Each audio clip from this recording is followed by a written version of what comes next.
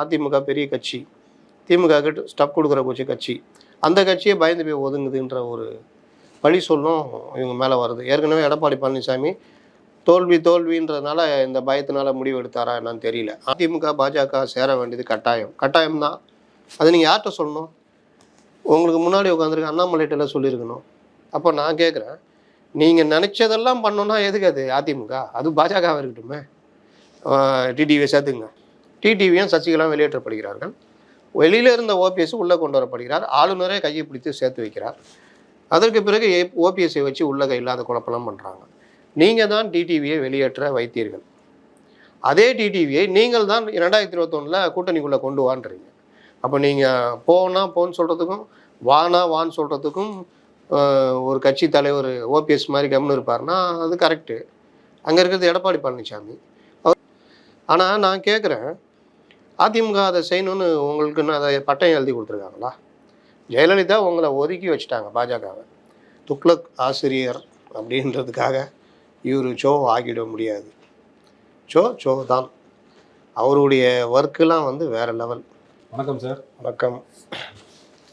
நடிகர் விஜயின் தமிழக வெற்றி கழகம் ஈரோடு கிழக்கு இடைத்தேர்தலில் போட்டியிட போகிறதுலன்னு அறிவிச்சிருக்காங்க. இதுதான் லாஸ்ட் டேட் நாமினேஷனுக்கு. அந்த டைமும் முடிஞ்சிருச்சு. நம்ம பேசிட்டு இருக்க இந்த நேரத்துக்கு அது எதிர்பார்த்த ஒன்று தான். ஆனால் அவருடைய இந்த முடிவுக்கு சில எதிர்வினைகள் வருது. விமர்சிக்கிறாங்க. விஜய் அவருடைய இமேஜ் பாதிக்கப்படுதுங்கிறதுனால இப்படி ஒரு முடிவு எடுக்கிறாரு. இது ஒரு நல்ல வாய்ப்பு, எம்ஜிஆர் மாதிரி அவர் இடைத்தேர்தலை பயன்படுத்தி தன்னுடைய செல்வாக்கை நிரூபிச்சிருக்கணும் அப்படின்னு. உங்களுடைய பார்வையில் விஜய் எடுத்திருக்கிற இந்த முடிவு சாணக்கியத்தனமா, இல்லை இது கோட்டை விட்டுட்டார் ஒரு நல்ல வாய்ப்பா அப்படின்னு சொல்லலாமா? சாணக்கியத்தனமும் கிடையாது, கோட்டை விட்டாருன்னு சொல்ல முடியாது. எம்ஜிஆரை போய் இந்த விஷயத்தில் கம்பேர் பண்ணுறதுன்னு சரியில்லை. ஏன்னா எம்ஜிஆர் கட்சி ஆரம்பித்த பிறகு, கட்சி ஆரம்பிக்கும் போதே அவர் ஒரு பெரிய ஸ்ட்ரக்சரோடு தான் அவர் கட்சி ஆரம்பிக்கிறார். அவரை வெளியேற்றப்பட்டார்னு சொன்ன உடனே பெரிய அளவில் தமிழ்நாடு முழுவதும் ஒரு பெரிய அலை இதாவது சரியாக வர்றாங்க, எல்லாம் இது பண்ணுறாங்க. அவர் டக்குன்னு அடுத்தடுத்து ஆலோசனை பண்ணுறாரு. நிர்வாகி அந்த டிஎம்கேலேருந்து வந்த இணையவங்களை தலைவர்களை ஏற்றுக்கிறாரு. ஏன்னா அவரே திமுக தானே நேற்று வரைக்கும். அதனால் அந்த இது நடக்குது. மாவட்டம் வாரியாக ஒரு இதெல்லாம் போகுது. அந்த டைமில் தான் திண்டுக்கல் இடைத்தேர்தல் 73 வருது. அப்போ அது நீயா நானான்னு பார்க்குற ஒரு இது. எம்ஜிஆருக்கு இருக்கிற ஃபேமு அந்த இது. இன்னொன்று எம்ஜிஆர் பல தேர்தல் பார்த்தவர். அவர் அந்த பயிற்சிலாம் ஒரு சாதாரண விஷயம். எம்ஜிஆர் கூட இருந்தவங்களுக்கும் அந்த பிரச்சனை இல்லை. அதை கொண்டு ஈரோடு கிழக்கில் இவர் இன்னை வரைக்கும் ஒரு ஸ்ட்ரக்சரே இல்லாமல் கட்சியை இன்னும் மன்றமாகவே நடத்திக்கிட்டு இருக்கிற ஆட்களை வச்சுக்கிட்டு எப்படி நிற்க முடியும்? ரெண்டாவது, அவர் ஏற்கனவே சொல்லிட்டார், நாங்கள் 2026 சட்டமன்ற தேர்தலில் தான் போட்டியிடுவோம், இடையில் எந்த தேர்தலையும் போட்டியிட மாட்டோம். உள்ளாட்சி தேர்தல் வந்திருந்தால் கூட போட்டிகிட்டு இருக்க மாட்டாங்க. அப்படிப்பட்ட பெரிய உள்ளாட்சி தேர்தலே போட்டியிடாதவர்கள் இந்த இடைத்தேர்தலில் யாருக்கு இடைத்தேர்தல்னால யார் ஜெயிப்பான்னு தெரியும். ஆனால் அதிமுகவே ஒதுங்கி நிற்கிறாங்க. சீமான் எப்போவுமே நிற்பார். அதனால் அவர் இது. அப்போ இவங்க நீங்கள் ஏன் நிற்கல, பயந்து ஓடுறீங்க, இல்லை நிற்காது சாணக்கியத்தனம், எல்லாம் என்னன்னா சொல்லிக்கலாம். அவர் ஏற்கனவே 26ன்னு சொன்னதுனால. இன்னொன்று, அவங்க ஒரு தேர்தல் வரும்பொழுதே நீங்கள் ஒரு இடைத்தேர்தலை போட்டிட்டு பண்ண மாட்டாங்கல்ல. அதே அதிமுகவே ஜெயலலிதா காலத்தில் இடைத்தேர்தலை புறக்கணிச்சது உண்டு, திமுக புறக்கணிச்சது உண்டு. அதனால் இடைத்தேர்தல்ன்றது ஆளுங்கட்சியுடைய தேர்தல். அதில் போய் என்ன பண்ணுறோம்? சரி, நல்ல முடிவு தான், சரியான முடிவு தான், நல்ல முடிவு தான். ஓகே. இன்னைக்கு எம்ஜிஆர் குறித்தும் ஒரு ட்வீட் போட்டிருக்காரு விஜய். அதில் அவர் எம்ஜிஆரை புகழ்ந்து பேசி இருப்பது, எல்லா தலைவருடைய பிறந்தநாளுக்கும் அவங்கள புகழ்ந்து தான் எழுதுவாங்க, வேற வழியில் அப்படி தான் எழுதுவாங்க. இருந்தாலும் விஜய் இன்னைக்கு பேசும்போது கூத்தாடின்ற ஒரு லைனில் கம்பேர் பண்ணுறாரு. எப்படி எம்ஜிஆரை கூத்தாடின்னு சொன்னாங்க, அவர் அதை தாண்டி வந்தார். அது மாதிரி இவரையும் இன்னைக்கு அப்படி தான் சொல்கிறாங்க. நானும் அப்படி வருவேன்னு சொல்லும்போது இதில் இன்னொன்று சொல்கிறாங்க, நடிகர்கள் அரசியலுக்கு வரும்போதெல்லாம், அது விஜயகாந்தாக இருக்கட்டும், கமலஹாசனாக இருக்கட்டும், ரஜினிகாந்த், எல்லாருமே எம்ஜிஆரோட பேரை தான் பயன்படுத்துகிறாங்க, கலைஞர் பேரை யாருமே பயன்படுத்தலை. கலைஞர், அதாவது திமுக ஆதரவாளர்களோ இல்லை திமுக அனுதாபிகள் எல்லாருமே சொல்கிறது, கலைஞர் மாதிரி யாராலையும் வர முடியாது, எம்ஜிஆர் மாதிரி எளிதாக ஒரு நடிகராக இருந்து அவங்க பிம்பத்தை பயன்படுத்தி வரவங்க வந்துடலாம், ஒரு கள போராளியாக இருந்து கலைஞர் மாதிரி வர முடியாது. அதனால தான் யாரும் கலைஞரை கையில் எடுக்காமல் எம்ஜிஆரை கையில் எடுக்கிறாங்க. அது ஈஸியஸ்ட் வேவாக இருக்கும்னு சொல்கிறாங்க. உங்கள் பார்வை? அதாவது ஒரு பெண் தலைவி வர்றாங்க வச்சுக்கோங்க, திடீர்னு அவங்க ஜெயலலிதாவை சொல்லுவாங்க. அப்போ ஏன் விஜய் ஜெயலலிதாவை சொல்லலை? இல்லை வர்றவங்களாம் ஏன் ஜெயலலிதா சொல்ல, எம்ஜிஆரை சொல்லலாம்? அப்படி கிடையாது. கலைஞரை ஏன் சொல்லனா, சரி, கலைஞர் மிகுந்த சாணக்கியத்தனம் உள்ளவர், தன்னுடைய தலைமை பண்பை பல முறை நிரூபித்தவர். ஆனால் அதே கலைஞர் 13 ஆண்டுகள் இவர்கிட்டையும் எம்ஜிஆர் கிட்டேயும் எம்ஜிஆரால் உருவாக்கப்பட்ட ஜெயலலிதா தலைமையின் கீழான அதிமுகட்டையும் பல தடவை தோத்துருக்காரு. அதனால நீங்கள் வந்து அவர் வந்து அங்கதான் எனக்கு என்னன்னா, தொடர்ந்து 13 ஆண்டு காலம் ஆட்சி செய்யறது சாதனையா, இல்ல 13 ஆண்டு காலம் ஆட்சி இல்லைனா கூட கட்சியை காப்பாத்துறது சாதனையா? ரெண்டுமே சாதனை தான். ஏன்னா 13 ஆண்டு காலம் திமுகவை வரவிடாமல் அது ஏதோ ஒரு வகையில் தடுத்து நிறுத்துறாருன்னா அது ஒரு பெரிய சாதனை. 13 ஆண்டு காலம் ஆட்சியிலே இல்லை, ஆனாலும் நான் கட்சியை உயிர்ப்போட வச்சு எம்ஜிஆருடைய மறைவுக்கு பிறகு மீண்டும் ஒரு 89ல் புது பொலிவோடு வர்றேன். நடுவில் 84லேயே ஒரு உள்ளாட்சி தேர்தலில் ஜெயிக்கிறாங்க, பெரிய அளவில் பிடிக்கிறாங்க. அந்த மாதிரிலாம் டஃப்பாக கொடுக்குறேன்னா அதனால தான் சொல்கிறேன், கலைஞர் வந்து பல முறை தன்னுடைய தலைமை பண்பை நிரூபிச்சிருக்காரு. இன்னொரு விஷயம் என்னென்னா, திரைத்துறையிலிருந்து வருபவர்கள் எம்ஜிஆரை தான் முன்னுதாரணம் காட்ட முடியும். நடிகராக இருந்து அரசியலுக்கு வருகிறவர்கள் அப்படின்னா எம்ஜிஆரை தான் முன்னுதாரணமாக காட்ட முடியும். ஒருவேளை விஜயகாந்த் ஜெயிச்சிருந்தா விஜயகாந்த் போல் அப்படின்னும் கொண்டு வந்துடலாம். இங்கே எம்ஜிஆர் மட்டும்தான் ஜெயிச்சிருக்காரு. அதுக்கு பிறகு யாரும் ஜெயிக்கலை. ஜெயலலிதா அதில் ட்ராக்ல ஜாயின் பண்ணிட்டவங்க, அவங்க வந்து சுயம்புவாக கொண்டு வரல. அப்போ நீங்கள் யார் ஜெயிச்சு யார் ஆட்சியை கொடுத்தாங்க? எம்ஜிஆருக்கு ஒரு கிரேஸ் இருக்குதுங்க. இன்னை வரைக்கும் 38 ஆண்டுகள் அவர் மறைந்து 37 ஆண்டுகளுக்கு மேலே ஆகுது. அவருடைய 108வது பிறந்த நாள். இன்றைக்கும் எங்கோ ஒரு மூலையில் யாரோ ஒரு தொழிலாளியோ ஒரு சாதாரண ஒரு பெண்ணு யாரோ ஒருத்தர் அவருடைய படத்தை சொந்த செலவில் வாங்கி வச்சு சொந்த செலவில் மாலை போட்டு லைட்டு வச்சு ஏதோ ஒரு வகையில் அவரை நினச்சிக்கிட்டு இருக்கிறாங்க. இதுக்கெல்லாம் யாரும் இப்படி ஒரு ஆளுக்கு வந்து ஒரு மனிதருக்கு 38 ஆண்டுகள் கடந்தும் எல்லாம் நினச்சி பார்க்கக்கூடிய ஒரு ஆளாக இருக்கிறாருன்னா அது யாருக்கு இருக்கும்? வேறு யாருக்கு இருக்கும்? எனக்கு தெரிஞ்சு வேறு எந்த தலைவருக்கும் தமிழ்நாட்டில் நான் பார்க்கல. இது மாதிரி தானாக பண்ணுறது அந்த கட்சிக்காரங்க பண்ணுவாங்க. அதனால் வந்து எம்ஜிஆர் வேறு. இப்போ இன்னொன்று சொல்கிறேன், எம்ஜிஆரோட இவர் ஒப்பிட்டு தன்னை பேசுகிறாரு விஜய்னா, அன்னைக்கு கூட்டத்துலேயும் பேசினார், மாநாட்டிலையும் இந்த கூத்தாடின்றதை வச்சு அவர் கொஞ்ச நேரம் பேசினார். கூத்தாடின்னு ஒதுக்குறாங்க, கூத்தாடிகள் தானே இவர்கள், என்ன செய்து விடுவார்கள் என்றெல்லாம் கேட்டார்கள் அப்படின்லாம் பேசினார். அன்னைக்கு நல்லா இருந்துச்சு அந்த பேச்சு. உண்மையிலேயே அவர் உண்மையிலேயே அடுத்த ஒரு மினி எம்ஜிஆர் மாதிரி மறுபடியான கட்டமைப்புகள் அந்த மாதிரி கொண்டு வந்திருந்தார். பண்ணுவார் அப்படின்னு பார்த்தா அதோட முடிச்சுட்டு ஷூட்டிங் போயிட்டார். சரியா அவர் ஷூட்டிங் தான் பரந்தூர் போக போறாருல, பர்மிஷன் கேட்டிருக்காரு. இன்னைக்கு போய் இடம்லாம் பார்த்துருக்காரு. நீங்கள் பரந்தூர் போகிறது பர்மிஷன் கேட்குறதுனா என்ன மாதிரியான பர்மிஷன் கேட்குறதுன்னு ஒன்று இருக்குது. எங்களுக்கு பாதுகாப்பு கொடுங்கன்னு கேட்குறாங்க.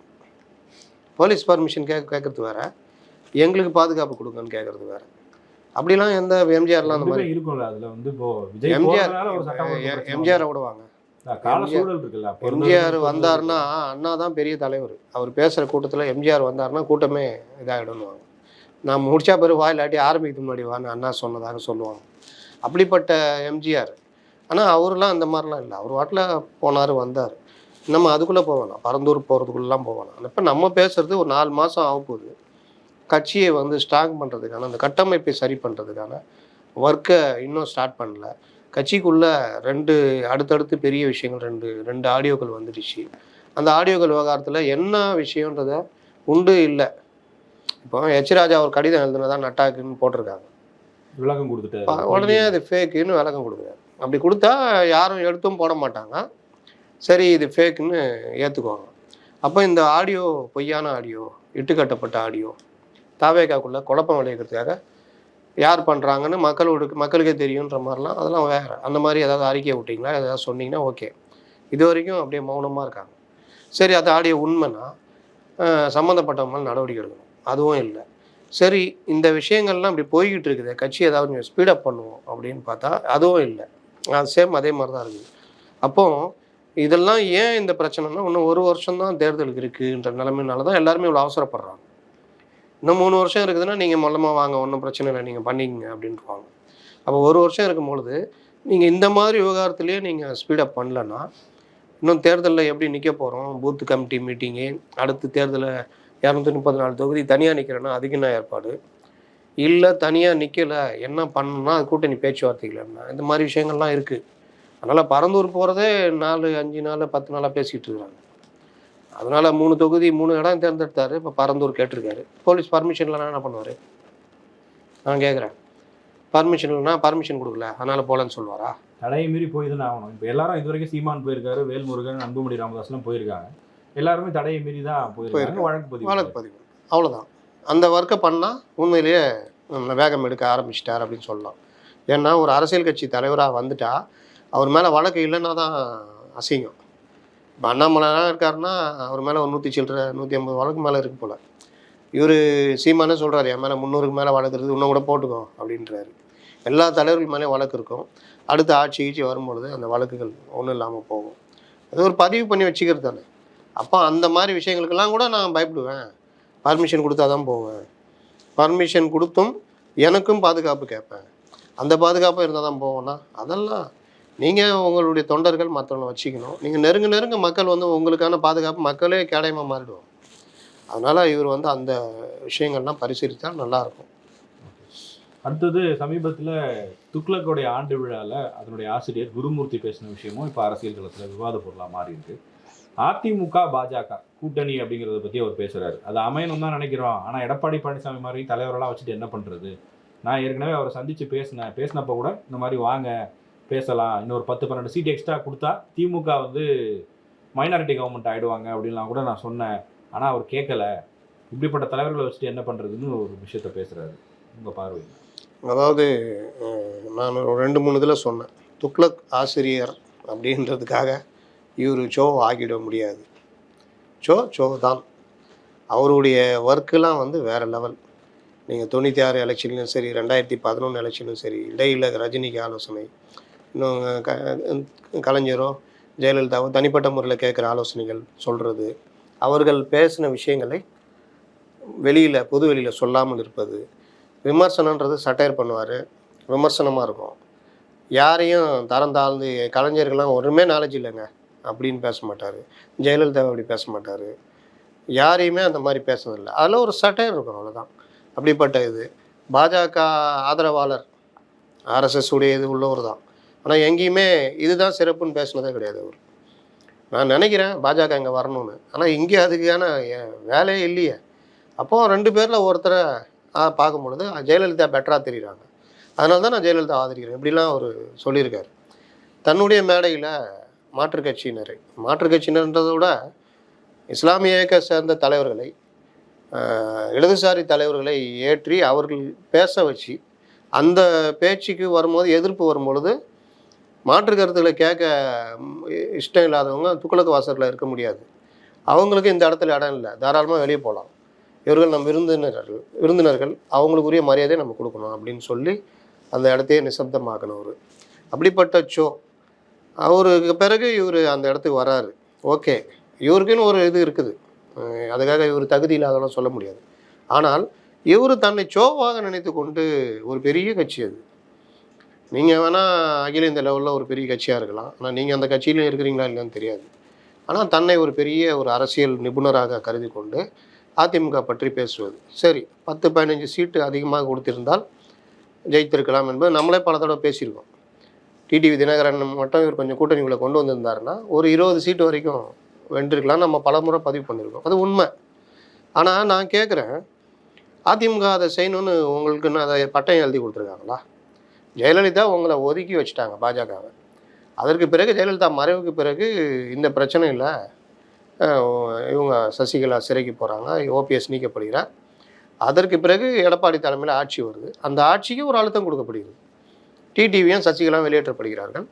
வெளியில் இருந்த ஓபிஎஸ் உள்ளே கொண்டு வரப்படுகிறார். ஆளுநரே கையை பிடித்து சேர்த்து வைக்கிறார். அதற்கு பிறகு ஓபிஎஸ்ஸை வச்சு உள்ளக இல்லாத குழப்பம் பண்ணுறாங்க. நீங்கள் தான் டிடிவியை வெளியேற்ற வைத்தீர்கள். அதே டிடிவியை நீங்கள் தான் 2021 கூட்டணிக்குள்ளே கொண்டு வான்றீங்க. அப்போ நீங்கள் போன்னு சொல்கிறதுக்கும் வான்னு சொல்கிறதுக்கும் ஒரு கட்சி தலைவர் ஓபிஎஸ் மாதிரி கம்னு இருப்பார்னா அது கரெக்டு. அங்கே இருக்கிறது எடப்பாடி பழனிசாமி. அவர் மறுக்கிறாருன்னா அது சுயத்தன்மை தானே, அது ஒரு தனித்தன்மை தானே. ஜெயிக்கிறோமோ தோக்குறோமோங்க, அது எங்கள் இஷ்டங்க. நாங்கள் டிடிவியை சேர்த்துக்கு இஷ்டம் இல்லை, எங்கள் கட்சிங்க, நாங்கள் முடிவு பண்ணுங்க. நீங்கள் எங்களுக்கு எவ்வளோ 20 சீட்டா ரைட் பார்த்துக்குங்க. மற்றவங்களை கொண்டு வந்து உள்ள சேர்க்கறதுலாம் நாங்கள் முடிவு பண்ணிக்கிறோம். முடிஞ்சிச்சா? அதுதான் கிட்டத்தட்ட அதுதானே பதில். தோத்துட்டாங்க. தோக்கணுன்னா நான் பெருசாக தோக்கலை, எதிர்கட்சி அந்தஸ்து நல்லது. இன்றைக்கி வந்து அதை போட்டு உருட்டுறீங்களே. அப்போ நான் கேட்குறேன், நீங்கள் நினச்சதெல்லாம் பண்ணோன்னா எதுக்கு அது அதிமுக? அது பாஜகவாக இருக்கட்டுமே. டிடிவியை சேர்த்துங்க, டிடிவியை விலைக்கிங்க, ஓபிஎஸ்ஸை உள்ளுக்குள்ளே. இன்னொன்று, ஓபிஎஸ்ஸை இவர்கள் தானே சேர்க்க வைத்தாங்க. ஆனால் சேர்ந்த பிறகு அந்த ஓபிஎஸ்ஸை உள்ள என்னென்ன தொல்லை கொடுத்தாரு. ஒரு கட்சி ஒற்றுமையாக இல்லாததுக்கு கட்சிக்குள்ளே 1000 பிரச்சனைன்றதை ஓபிஎஸ் மூலிமா தானே ஆப்ரேட் பண்ணாங்க. இவர் ஒரு அறிக்கை விட்டால் அவர் ஒரு அறிக்கை விடுவார், இவர் எதாவது பண்ணால் அவர் எதாவது பண்ணுவார். திமுக எதிர்ப்பு தான் அதிமுகவுடைய கொள்கைனா ஓபிஎஸ் போய் சட்டசபையில் புகழ்ந்து பேசிகிட்டு இருப்பார். இந்த மாதிரி இல்லாது திடீர்னு பார்த்தா அண்ணாமலை கூட லிங்க் எடுத்துக்கிட்டு இருப்பார். திடீர்னு பார்த்தா ஈரோடு கிழக்கு இடைத்தேர்தலில் இவர் ஒரு வேட்பாளர் நிறுத்துவார். அப்போ இது கட்சியே கோஷ்டின்ற மாதிரி போய் பெரிய பிரச்சனை. அப்போ இதுக்கெல்லாம் காரணமாக இருந்த அண்ணாமலை போன்றவர்கள இவங்க என்னங்க மொத்தமாக கட்சிக்குள்ளேயே வந்து குழப்பம் விளைவிக்கிறாங்க. இதெல்லாம் கட்டுப்படுத்த மாட்டிங்களா? எங்கள் தலைவர்கள் பேசுகிறாங்க, இவரை இது பண்ணுறாங்க, அவரை வந்து சேர்த்துக்கன்றாங்க, இதெல்லாம் என்னங்கன்னு சொல்லிட்டு பண்ணுறாங்க. அப்போ இவ்வளோ குழப்பம் விளைவிச்ச பாஜக வந்து ரொம்ப கஷ்டப்பட்டு அதிமுக ஒதுக்கி வச்சிருக்கு. ஆனால் இன்றைக்கும் ஒரு கருத்து எப்படி பரப்பப்படுகிறதுனா அது பாஜக மட்டும் இல்லை, திமுக சைடு ஆளுங்கட்சி சைடில் இருந்தும் மெயின் ஸ்ட்ரீம் மீடியாவிலேருந்து எல்லாமே பரப்புகிறாங்க. என்ன காரணம்னா இந்த நரேட்டிவ் இருந்தால் தான் இப்போ திமுகலேயே ஒரு பிரச்சனை வருது, அந்த கூட்டணி கட்சிகளுக்கு ஒரு பிரச்சனை, அவன் வேணாம் நம்ம ஏடிஎம்கே எடுக்கலான்னா இந்த நரேட்டிவ் வந்து தடுத்துரும். ஏன்னா அவன் எப்போ வேணாலும் பிஜேபி கூட சேர்ந்துருவாங்க போல, நம்ம வேறு போயிட்டு சிக்கலாகிடும் அப்படின்னு. அப்போ அவங்கள இங்கேயே தங்க வைக்கிற ஏற்பாடு. ரெண்டாவது விஜய் போன்றவர்களும் யோசிக்காரு, சப்போஸ் யோசிச்சுட்டாங்க வச்சுக்கிங்க, அதையும் தடுக்கிற ஏற்பாடு.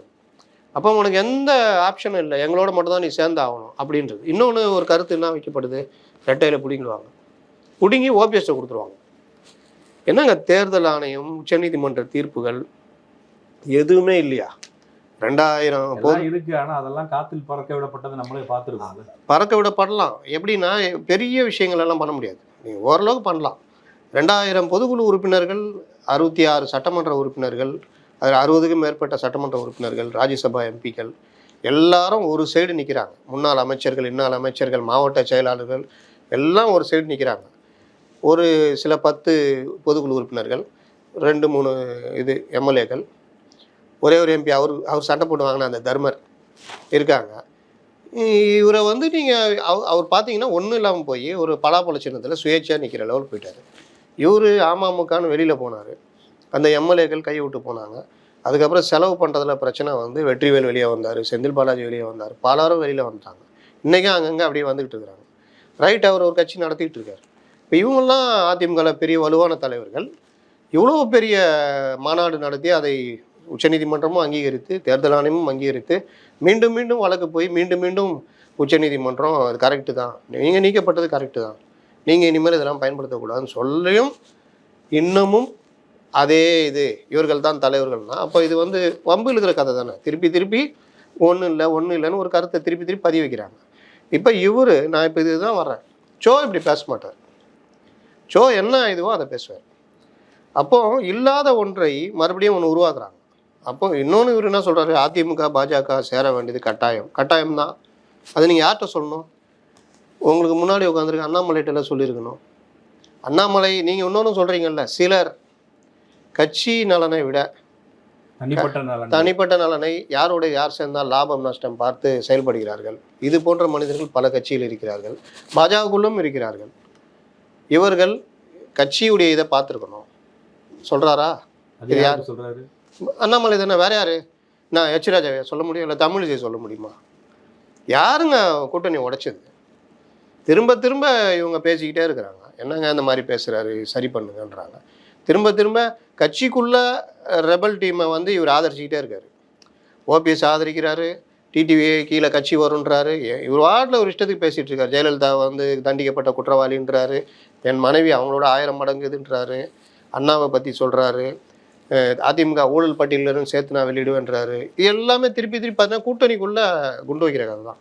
அப்போ திருப்பி திருப்பி இது பண்ணிக்கிட்டு இருக்கும்போது கூட்டணி தானாக முறியுது. ஆனால் இப்போ அதுக்கும் என்ன சொல்கிறாங்க, கூட்டணி முறிந்ததுக்கும் எடப்பாடி பழனிசாமி தான் காரணம் அப்படின்ற மாதிரி கொண்டு போகிறாங்க. நீங்கள் என்ன கேட்டால் திமுகவோட அதிமுக வந்து ரொம்ப அமைதியான கட்சி. அவர்கள் கூட்டணி இருந்ததுக்காக என்ன வேணால் ஏற்றுக்கிட்டாங்க. ஞாபகம் இருக்குதா? சிஏலேருந்து விவசாய சட்டத்தெல்லாம் போய் ஆதரிச்சிருந்தார். நான் விவசாய மகன் சொல்லிட்டு 3 வேளாண் சட்டங்கள்லாம் இவர் ஆதரிச்சிட்டு இருந்தார். அப்போ அந்த அளவுக்கு பாஜகவுக்காக இவர்கள் சிலுவை சுமந்தார்கள். இப்போ என்ன பிரச்சனைனா, இவங்க பாஜக கூட தான் இருக்கிறாங்க, இல்லை எப்படியாவது பாஜக கிட்ட போயிட்டாங்கன்னா இங்கே நமக்கு பிரச்சனையே இல்லை, இந்த கூட்டணியும் வெளியே போகாது, நம்மக்கிட்ட தான் இருக்கும், ஈஸியாக ஜெயிக்கலான்ற ஒரு, நீங்கள் சாதாரண பார்த்தால கைப்புள்ளுக்கு கண்ணாடி தேவையில்லை. அதனால் அந்த கருத்தை வந்து பத்திரிகைகள் மூலியமாக, மெயின் ஸ்ட்ரீம் மீடியாக்கள் மூலியமாக, ஆதரவு பத்திரிகையாளர் மூலியமாக உருவாக்கிட்டு இருக்கிறாங்க. இப்போ இன்னொன்று ஒரு கருத்தும் உருவாக்குறாங்க. என்னது? விஜய் ஒரு காகித புலி, அவர் ஒன்றுக்கும் உதவாதவர், அவர் வந்து வேலைக்கு ஆகாதவர் அப்படின்றது. அவ்வளோதான், நீங்களாம் பதற்றப்பட வேணாம். விஜய்க்கு என்ன பண்ணணும்னு வேணால் சொல்லுங்கள். அவர் இந்த விஷயத்தில் விஜய் இப்படி இருக்குது, இந்த கட்சி என்ன பண்ணால் அந்த கட்சிக்கு நல்லது, அப்படி இல்லாட்டி இப்படி போனீங்கன்னா நல்லா இருக்காதுங்க. கமல்ஹாசன் கட்சி மாதிரி ஆகிடும். ஏன்னா திருப்பி திருப்பி பாவம் அவர் தான் சொல்ல வேண்டியது இருக்குது, ஆகிடும். நம்ம அதுதான் நீங்கள் பண்ணுகிற விமர்சனமாக இருக்கும். அவ்வளோ கோவப்பட்டுக்குன்னுலாம் பண்ணணும்னு அவசியம் இல்லை. அதனால் இந்த அந்த மாநாட்டில் அந்த இதில் ஆனிவர்சரியில் அவர் பேசின பேச்சுகள் எல்லாமே திரும்ப திரும்ப திமுகவுக்கு சாதகமான பேச்சுகள் தான். அதிமுக பாஜக கூட்டணி வரணும் அப்படின்னு பேசுறது என்ன அர்த்தம்? திமுக கூட்டணிக்கு லாபம். ஏன்னா திரும்பி திரும்பி அவங்களுக்கு தான் போய் அது சேரும். அப்படி தான் நம்ம அந்த இதை பார்க்கணும். ஈரோடு கிழக்கு தொகுதி இடைத்தேர்தலில் திமுக vs நாம் தமிழர் அப்படிங்கிற ஒரு போட்டி களம் தான் உருவாயிருக்கு. இந்த போட்டியில் பார்க்கும்போது வழக்கமாக திமுக அதிமுகனா நமக்கு நேரடியான ஒரு போட்டி இருக்க மாதிரி தெரியும். இப்போ இதில் வெற்றி யார் பக்கம் இருக்குன்னு ஓரளவுக்கு எல்லாராலையும் தெரிஞ்சுக்க முடியும். அப்படி இருக்கும்போது இந்த தேர்தல் களத்தின் மூலமாக என்ன ஒரு நரேட்டிவ் செட் ஆகும்? இதில் நாம் தமிழர் வாங்கக்கூடிய வாக்குகள் எந்த மாதிரி அரசியல்? ஏன்னா இப்போ பிஜேபி அதிமுகலாம் களத்தில் இல்லை, விஜய் கட்சியும் களத்தில் இல்லை. அந்த 3 கட்சிகளுடைய ஓட்டு யாருக்கு போகணும்னு இருக்கு இல்லையா? விக்கிரவாண்டி தேர்தலில் பார்த்தாலே ஏடிஎம்கே ஓட்டு நிறையா வந்து டிஎம்கேக்கே போயிருந்தது. இப்போ இந்த தேர்தலில் அந்த 3 கட்சியை சேர்ந்த வாக்காளர்கள், அவங்களுக்குன்னு இருக்கிற வாக்காளர்கள் யாருக்கு வாக்களிப்பாங்கன்னு பார்க்கலாம். நீங்கள் அந்த ஈரோடு கிழக்கு இடைத்தேர்தலில் அதிமுக போட்டியிடாத பெரிய தவறுன்னு தான் நான் பார்க்குறேன். ஏன்னா இது ஒரு வாய்ப்பு உங்களுக்கு. இந்த தேர்தலுக்கு 1 வருஷம் இருக்குது டைமில் நீங்கள் பெரிய அளவில் பிரச்சாரத்தை கொண்டு போயிடலாம். நிச்சயமாக ஜெயிக்க முடியாது. ஏன்னா ஆளுங்கட்சி நடத்துகிற தேர்தலில் ஆளுங்கட்சி தான் ஜெயிக்கும். இது எல்லாம் வரலாறு. அதிமுக ஆட்சினாலும் அதிமுக ஆட்சினாலும். ஆனாலும் நீங்கள் வந்து 43,000 வாக்குகள் வாங்கியிருக்கீங்கன்றதை நீங்கள் பெரிய அளவில் ஒரு பிரச்சாரத்தை இதெல்லாம் கொண்டு போயிருந்தா பாஜகவும் சேர்த்து, நீங்கள் போன தடவை என்ன பிரச்சனை வந்துச்சுன்னா பாஜக கூட இவர் இருக்காரு இல்லை, அப்போ தான் கூட்டணியே முறிகிற டைமு. அதனால் அவர் என்டிஏல இருக்கிற மாதிரி தான் கணக்கு இருந்தது. ஏன்னா அந்த படத்தில் கூட எல்லா படம்லாம் வச்சுருந்தாங்க. அதனால அந்த டைமில் உங்கள் மேலே வெறுப்பு இருந்தது எல்லாம். இந்த 2.5 வருஷத்துக்கான களம் எப்படி இருக்குதுன்னு பார்க்கறதுக்கான ஒரு உரைக்கல்லாவும் அதை பயன்படுத்திருக்கலாம். இன்னொன்று, இந்த ஆட்சி மீது இருக்கிற அந்த கடும் கோபத்தை வந்து மேலும் கொண்டு தூண்டி விட்டு அதன் மூலியமாக ஏதாவது வாக்குகள் வாங்க முடியுமா அப்படின்றதையும் அதிமுக பார்த்துருக்கலாம். இந்த 2 வாய்ப்பையும் அவங்க இழந்துட்டாங்க. 3வது விஷயம், அதிமுக பெரிய கட்சி, திமுக கிட்ட ஸ்டப் கொடுக்குற கட்சி, அந்த கட்சியை பயந்து போய் ஒதுங்குதுன்ற ஒரு பழி சொல்லும் இவங்க மேலே வருது. ஏற்கனவே எடப்பாடி பழனிசாமி தோல்வின்றதுனால இந்த பயத்தினால முடிவு எடுத்தாரா என்னன்னு தெரியல. ஆனால் இது வந்து நல்ல முடிவு இல்லை. ஆனால் அதிமுகன்றது போட்டு இருந்தால் கூடுதலாக ஒரு 20,000 15,000 வாக்கு வாங்கினா கூட அது வெற்றி தான். எப்படியும் அவங்க ஜெயிக்க போகிறாங்க. நாங்கள் ஜாஸ்தி வாங்கிட்டு மாதிரியா அவங்க மேலே மக்களுக்கு திமுக மேலே வெறுப்பு இருக்குன்னு காமிக்கணும். காங்கிரஸ் இருக்கும்போது 67,000 வாக்கு வித்தியாசம். இவங்க பாருங்கள் 30,000 கூட இல்லை. அப்போ இவங்க நேரடியாக போட்டிகிட்டே தான் கதி அப்படின்ற மாதிரி ஆயிருக்கும். ஆனால் அந்த வேலையை அவங்க செய்யலை. இன்னொன்று, நாம் தமிழர் கட்சி போட்டிடுறது எல்லாரும் ஒதுங்க. அப்புறம் இன்னொரு விஷயம் கவனிக்கணும். பாஜக இன்னமும் யாருக்காக செயல்படுகிறார்கள் அப்படின்றதுக்காக சொல்ல வராங்க. மறுநாளே அறிவிக்கிறதா சொன்னார் அண்ணாமலை. நாங்கள் போட்டியிடுகிறோமா இல்லையா என்பதை நாளை அறிவிக்கிறோம் அப்படின்னாரு. ஆனால் சனிக்கிழமைக்கு பிறகு தான், ஆலோசனை கூட்டத்துக்கு பிறகு தான் நாங்கள் அறிவிக்கிறோன்னு அதிமுக சொல்லிச்சு. அது வரைக்கும் இவங்க அறிவிக்கவே இல்லை. ஒருவேளை அதிமுக போட்டியிடுன்னு அறிவிச்சிருந்தா அண்ணாமலையும் போட்டியிடு. அதிமுக போட்டியிடலைன்னு அறிவித்த மறுநாளே இவங்களும் போட்டியிடலன்னு அறிவிக்கிறாங்க. அப்போ இவங்க யாருக்கு பயன்படுறாங்கன்றதை பார்த்துங்க. வாக்குகளை ஒருவேளை அதிமுக போட்டியிருந்தா இவங்களும் போட்டிட்டு, ஏன்னா போட்டிடுறீங்களா இல்லையான்றதை மறுநாள் அறிவிக்கிறேன்னு சொல்லிட்டு 4 நாள் போகிறது நான் போட்டியில்லைன்னா, இன்னொன்று அதிமுக போட்டி இல்லைன்றப்போ நீங்கள் போட்டிட்டுருக்கலாம்ல. பாஜகவுக்கும் இது ஒரு லாபம் இல்லை. 9 தொகுதிகளில் 2வது இடம் அதிமுகவை நாங்கள் பின்னுக்கு தள்ளிவிட்டோம்னா, இந்த இடத்துல டிஎம்கே எதிரான வாக்குகளை பாஜக போட்டிட்டால் பாஜக சுவீகரிச்சிருக்கலாம்ல. அதில் வந்து நீங்கள் ஒரு 30,000 வாக்கு வாங்கினா கூட ஈரோடு கிழக்கில் நாங்கள் தான் பெரிய கட்சின்னு காமிக்கலாம்ல. அப்போ இதெல்லாம் வேணான்னு சொல்லிட்டு திமுகவுடைய இதுக்காக விட்டு கொடுக்குறாங்கன்னா இதுக்கு பின்னாடி என்ன அரசியல் இருக்குதுன்னு பார்த்துங்க. ஆனால் வெளியில் வேறு மாதிரி பேசுவாங்க. இன்னொன்று, நாம் தமிழர் கட்சி இவங்க எல்லாருமே ஒதுங்கின அப்புறம் நாம் தமிழர் கட்சி இந்த விவகாரத்தில் போட்டியிடாமல் ஒதுங்கியிருந்தால் இன்னும் நல்லா இருந்திருக்கும். ஏன்னா நீங்கள் போங்க, அண்ணன் போஸ்ட்டு போங்கன்னு. சரி, இப்போ அவங்க போட்டிட்டாங்க. இன்றைக்கி கூட பார்த்தீங்கன்னா எதிர்ப்பு எப்படி இருந்துன்னு, பேரணி வரக்கூடாது, வேட்பாளர் கூட யாரும் வரக்கூடாதுன்னு போலீஸ் தடுக்கிறது. அந்த அம்மா ரொம்ப ஸ்ட்ராங்காக, சரி யாரும் நானே கோஷம் போட்டு போகிறேன் அப்படின்ற மாதிரி ஸ்ட்ராங்காக எடுக்கிறாங்க. இப்போ இந்த வாக்குகள் எல்லாமே பிரச்சாரம் இதெல்லாம் கொண்டு போவாங்க.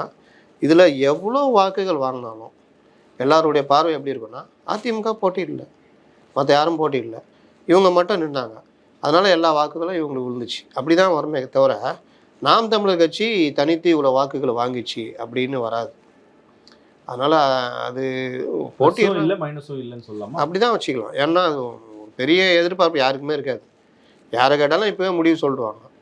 அதில் இவங்க எவ்வளோ போன தடவை 8000 சில்லற, இப்போ இது போனால் இந்த தடவை ஒரு 30,000 வாங்குறாங்கன்னா அதெல்லாம் யார் ஓட்டுங்க அப்படின்ற கேள்வி வரும். அதிமுக போட்டியிடாமல் ஒதுங்கினதில் இன்னொரு பிரச்சனை என்னென்னா, விக்கிரவாண்டி நீங்கள் சொன்னீங்கல்ல, சேம் அதே மாதிரி தான். இரட்டை இலைக்கு வாக்களிக்கிறவர்கள் குழப்பமடைவார்கள், நம்பிக்கையின்மை வரும். பொதுவாக வாக்களிக்கிறவங்களும் இந்த அரசு மேலே கோவம் இருக்குல்ல, இந்த தடவை போடக்கூடாதுடா அந்த மாதிரி நினைக்கிறவங்களும் சரி எதான் பண்ணணும், சரி அந்த டைமில் சில பல விஷயங்களுக்காக போய் போட்டுருவாங்க. அப்போ இந்த விஷயத்தையும் அவங்க வந்து திமுக நினச்சதை சாதிக்கும். என்ன சொன்னாங்க, காங்கிரஸ் வந்து சீட்டை வாங்கும்போது ஆட்சி மேலே கடுமையான கோபம் இருக்குது, இந்த தேர்தலில் வெற்றி மூலமாக நாங்கள் ஒரு புதுசாக ஒரு உற்சாகத்தை தொண்டர்கள் கொடுக்கணுன்றதாக நாங்கள் தேர்தலை பயன்படுத்த விரும்புகிறோம். நாங்கள் அதுக்கு தான் பயன்படும். ஆனால் அப்படி சொல்லிட்டாலும் அதுவும் வந்து பெருசாலாம் பயன்படாது. என்ன இருந்தாலும் நீங்கள் பார்த்தீங்கன்னா கடுமையாக போராடி தோத்த அதிமுக அடுத்த பொது தேர்தலில் ஜெயிச்சிச்சு, இடைத்தேர்தலில் தோத்த அதிமுக ஜெயிச்சது. இதெல்லாம் வரலாறு. அதனால் பொது தேர்தல்ன்றது எப்போவுமே வேறு. இது நான் சொன்னது ஒரு ரிவிஷன் எக்ஸாம் மாதிரி எழுதிக்கலான்னு சொன்னேன். அதையும் அவர் பண்ண தயாராக இல்லை. டைரெக்டாக நான் எக்ஸாம் பார்த்துக்கிறேன்றாங்க. அதனால் எப்படி போகுன்றது தெரியாது. இன்னும் இருக்குது. கூட்டணிக்குள்ளே யார் வர போகிறாங்க என்ன போகிறாங்கன்னு தெரியல. பொறுத்திருந்து பார்ப்போம். நன்றி.